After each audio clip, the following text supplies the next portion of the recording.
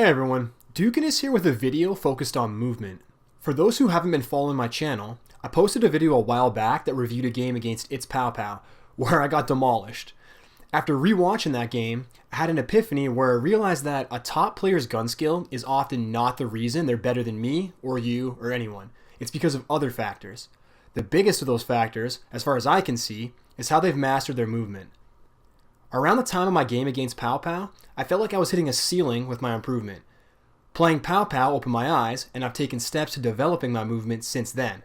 I can honestly tell you guys I'm a much better player since that game because I've been working on the right things. Today's video is going to explain a few of the steps I've taken that have made me better, with the hopes of transferring that to you guys. The goal of this video is to convince you guys that practicing things other than aiming and thumb skill are often more important to make you an overall better player. It'll focus specifically on movement, and I'll give you examples to guide you on how you can get that going for yourself. One of the direct takeaways I got from my game against Pow Pow is that I wasn't using my vertical space. I was playing Destiny like a lot of other shooters, FPS games that weren't sci-fi and didn't have double jumps and glides. Games where jumping would do very little to help you. I never thought to use my vertical space because I never had a reason to. Destiny is unique in that way, and I think one of the most appealing parts of Destiny is its fast pace and how fluently your character can move. So it doesn't really make sense to play a boots on the ground style, which I now understand. Pow Pow showed me how well he uses his own vertical space in these clips against me, where he slides under my crosshairs in one challenge and jumps over them in another. Since then, I've been doing this in every single challenge, as you probably noticed in the clips I've shown. I've been calling it the unpredictable aggressor playstyle. What that means is, when I turn a corner to engage someone, I never run through. I jump through, like you're seeing in this clip, or I slide through, as you're about to see.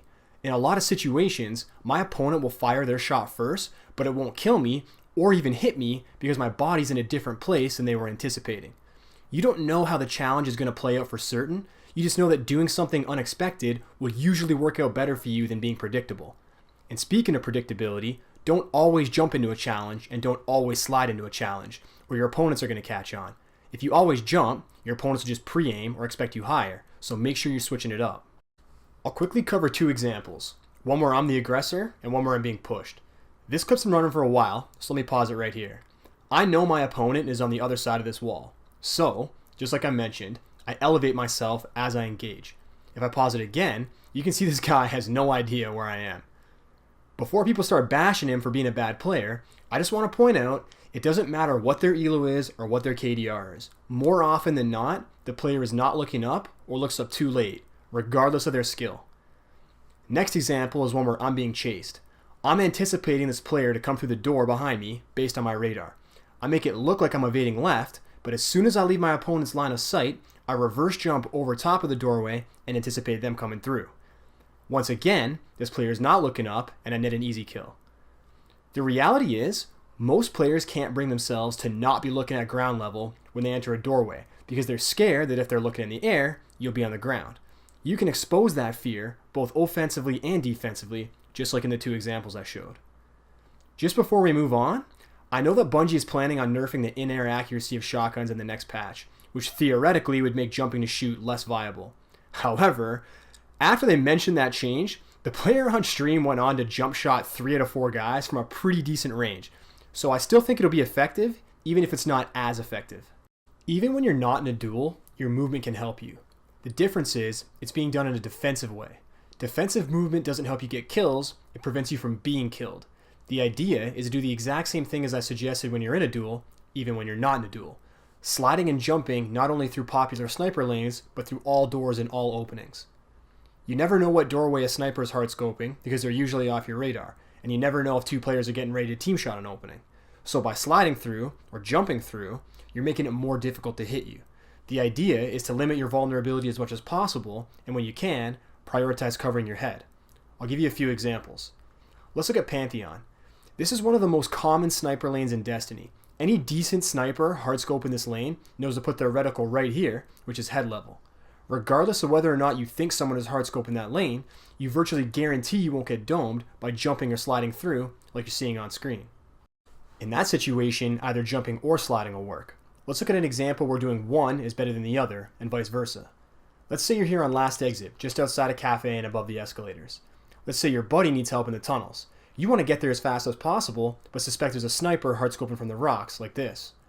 Jumping towards the cafe is a bad play because you're going to hang for too long in the open.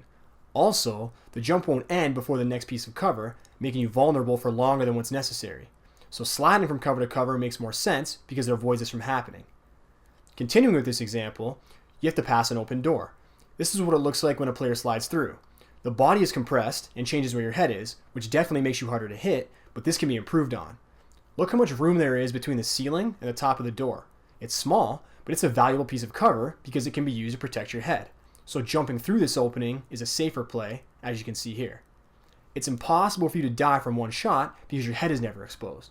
So sliding through would be better than running through, but jumping through is the best decision. Those are just two specific examples from two maps. Every door and every opening on every map is an opportunity to save yourself from taking damage, or at least reduce the chance of that happening. I obviously won't cover every example for purposes of time, but the examples I showed can be applied to pretty much every area in Destiny. I also know the clips in this video are on a Hunter, and more specifically a Night Stalker.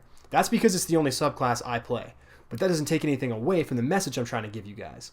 You can do everything in this video on a Titan and a Warlock too. Pow Pow inadvertently taught me these lessons on his Warlock, so it's definitely applicable.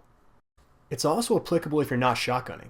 Of course, a shotgunner is going to get the most out of this because the tips are best used in close quarters, but it can help with your primary out too.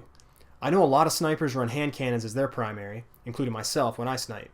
Using your vertical space can be a good shotgun counter if you're paying attention to your radar and anticipating where your enemy is approaching you from.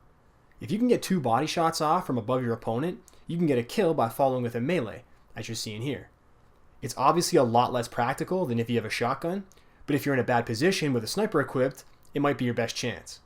Icarus is a very useful perk for this, and one of the reasons I've run it on my IS Luna, because it helps me get away with clips like this one. Further, in the next patch, Bungie is increasing the aerial accuracy of all primaries, so using your vertical space should be even more appealing next week. It's very exhausting in the beginning to constantly be thinking, I need to slide through this sight line, I need to jump past this opening, I should jump into this engagement or slide into that engagement.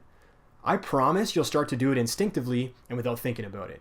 It'll become inherent to your playstyle if you make a conscious effort in the beginning. Play for an hour, but focus mostly on your movement. Expect to perform worse than your average because your mind is going to be concerned with fine-tuning how you get around the map when you're out of engagements and how to approach battles during engagements. It's a small short-term sacrifice to become a significantly better player long-term, and you'll start to see results after a couple days. I know I sound like I'm trying to sell you guys into this new amazing investment opportunity. I'm only pushing this on you guys so hard because it's honestly an easy way to become a better player, and I genuinely want that for you guys. So give it a try for yourself.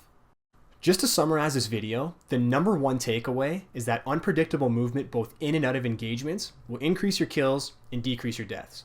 This is mostly accomplished by using your vertical space through sliding and jumping, regardless of whether or not you're the aggressor. Spend some time focusing on movement. Make a conscious effort to choose when a slide is appropriate and when a jump is appropriate. After some practice, you'll be doing it automatically, and you'll notice an improvement in your gameplay. That's it for me, guys. If you learned something from this video, make sure you tap that like button and let me know what you thought in the comments below. I'll catch you guys next time. Dukaness out.